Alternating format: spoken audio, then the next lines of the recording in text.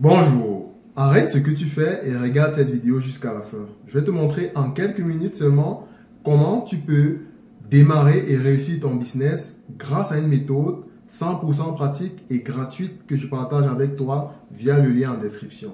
Tu n'as pas besoin d'être un as de la finance ou un expert en conseil pour savoir l'utiliser. Tout ce que je te demande, c'est juste de regarder la vidéo jusqu'à la fin et d'appliquer ce que je vais te montrer.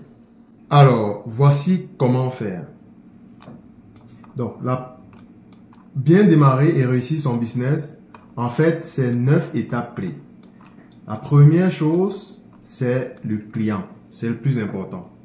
Donc, tu dois être capable de déterminer ta cible. Quelle est ta cible? Comment tu réussis à satisfaire les besoins de ta cible? Ça, c'est capital.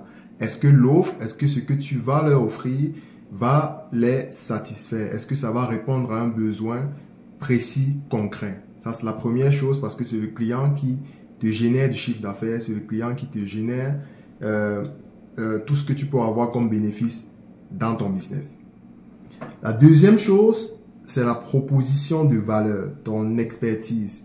Qu'est-ce que tu sais faire? Est-ce que ce que tu sais faire est reconnu sur le marché? Est-ce que tu as une réelle valeur, une réelle plus-value à apporter au client? Ça, c'est la deuxième chose qui est essentielle. La troisième chose, ce sont les canaux de communication.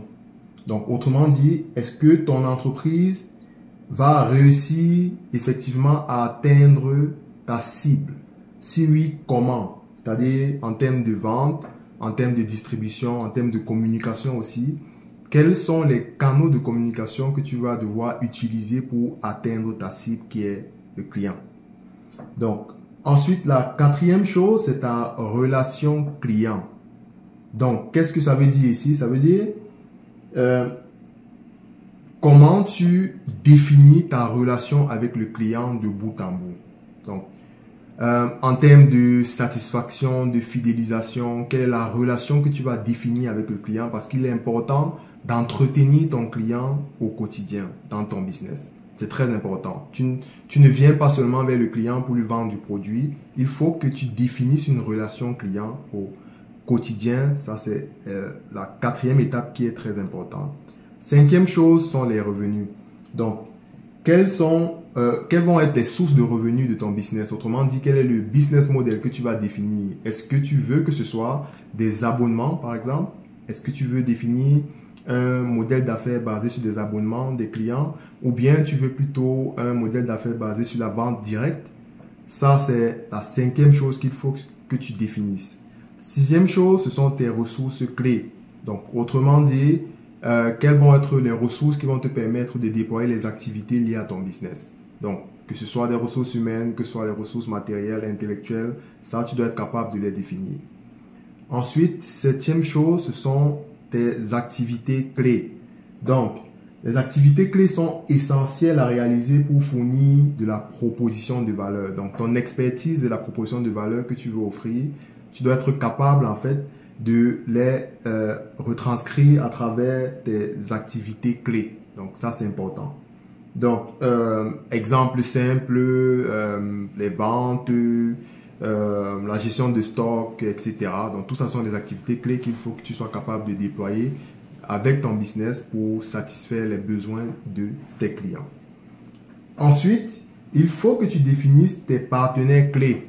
Donc, tous ceux avec qui tu auras à traiter tout au long de ton business. Donc, ça peut être tes fournisseurs, ça peut être tes sous-traitants, tous ceux qui vont en fait graviter autour de tes activités, toutes les parties prenantes qui vont entrer en jeu dans le business. Donc, ça, c'est important. Et la neuvième chose, c'est ta structure de coûts.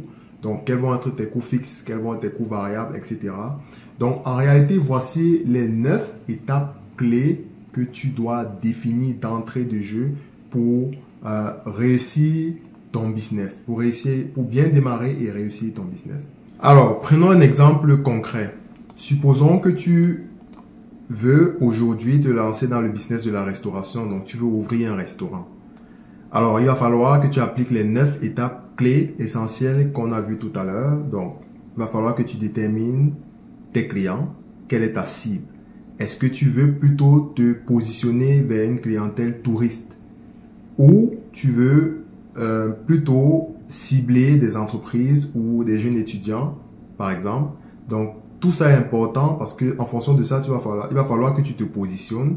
Peut-être choisir un local plus proche des zones estudiantines parce que tu cibles des jeunes étudiants, par exemple. Donc, ça, c'est la première chose, déterminer ta cible. Ensuite, la valeur ou l'expertise que tu que tu apportes dans ton restaurant, c'est surtout est-ce que tu veux plutôt aller vers de la cuisine traditionnelle ou bien de la cuisine végétale, vegan, bio. Donc ça, c'est vraiment important de le déterminer à l'avance pour que tes clients, ta cible, puissent bien identifier la valeur, la proposition de valeur que tu apportes sur le marché. Ensuite, tes canaux de communication. Est-ce que tu vas plutôt te diriger vers des réseaux sociaux ou bien tu vas créer un site internet pour attirer ta clientèle, pour aller chercher tes clients? Donc ça, c'est important de déterminer tes canaux de communication. Ensuite, ta relation client. Est-ce que tu veux plutôt te positionner sur du service rapide ou bien avoir cet accueil-là, mettre en avant cet accueil chaleureuse du client, aussi avoir une hygiène impeccable, irréprochable parce que c'est de la restauration, tout doit être clean. Il faut que tu définisses une relation client. Il faut également que tu choisisses le modèle de revenu, le business model qui est adapté à l'activité de restauration. Donc, est-ce que tu vas plutôt aller vers de la livraison ou bien est-ce que tu vas aller sur un modèle hybride, donc vente directe, livraison, ça c'est important. Les ressources clés, les chefs cuisiniers, les serveurs, etc. Ça c'est important aussi. Septième chose, les activités clés. C'est-à-dire pour le restaurant, ça peut être beaucoup plus...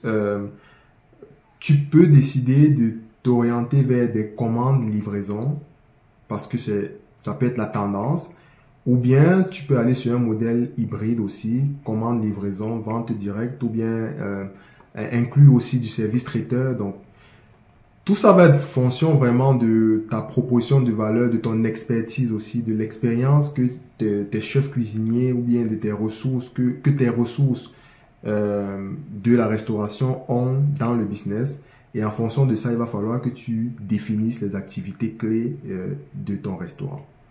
Donc, ensuite, les partenaires clés, quels vont être tes fournisseurs qui vont te fournir tes vivres frais pour préparer tes repas, quels vont être ensuite tous ceux-là qui vont graviter autour de ton business de restauration, si c'est les entreprises que tu as choisies ou les écoles, etc.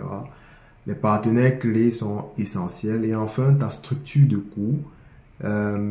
Quels vont être tes coûts fixes? Est-ce que quel salaire tu vas devoir payer à tes ressources? Quel est le loyer que tu vas devoir payer? Tes coûts variables, c'est-à-dire tes matières premières, par exemple, que tu achètes pour pouvoir préparer tes repas. Donc, tout ça, tout ceci, en gros, te donne les 9 étapes clés que je te propose, qui sont basées sur le modèle Business Model Canvas.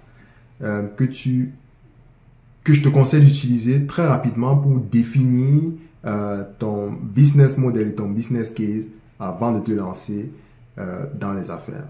Merci d'avoir regardé cette vidéo. J'espère que tu as trouvé cette méthode utile et qu'elle va te permettre de démarrer et de réussir ton business. N'oublie pas de t'abonner et de liker la vidéo.